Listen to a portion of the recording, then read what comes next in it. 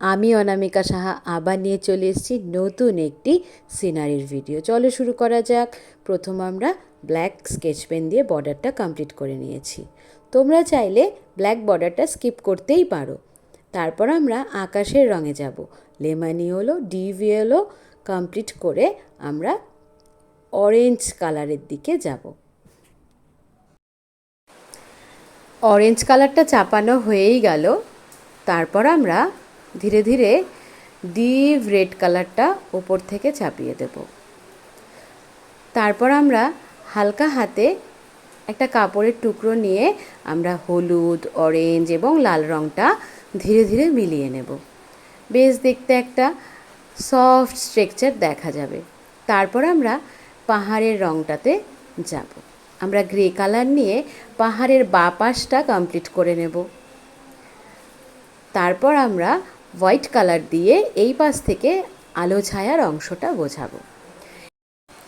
এখনও যদি like, subscribe আর share না করে থাকো তাহলে ঝটপট করে দাও, তাহলে আরও অনেক অনেক আঁকায় সমৃদ্ধ হতে পারবে, আরও নতুন কোনো ছবি নিয়ে আসতে পারবো তোমাদের সামনে। আমার উৎসাহ আরও দ্বিগুণ করে দেবে। চলো এইবার আমরা অরেঞ্জ কালারটা দিয়ে নদীর দুধারের অংশটা কমপ্লিট করে নেব। তারপর লাইট গ্রিনটা দেব। আর আমরা সবাই জানি অরেঞ্জের সঙ্গে লাইট গ্রিন মিশলে ডিপ গ্রিনের একটা স্ট্রাকচার দেখা যায়। তারপর আমরা লেমন ইয়েলোটা দুধার থেকে টেনে দেব। তো আমাদের এই পাশ থেকে রঙগুলো মিলিয়ে দেব। তারপর আমরা গাছে যাব। প্রথমে আমরা ডিপ গ্রিন দিয়ে গাছগুলো, ছোট ছোট গাছগুলো করে নেব, দেখতে যেন পাইনের শাড়ি মনে হয়। তারপর আমরা রাইট সাইডের গাছগুলো ডিপ গ্রিন দিয়ে প্রথম কালারটা চাপিয়ে নেব। তারপর আমাদের এই পাশেও সব গাছগুলো ফার্স্ট ডিটেলিং কমপ্লিট। তারপর আমরা একটু ডিপ গ্রিনের ওপর একটু শ্যাওলা শ্যাওলা গ্রিন এবং ব্ল্যাক কালারটা দিয়ে আমরা তার ওভার ডিটেলিংটা কমপ্লিট করব।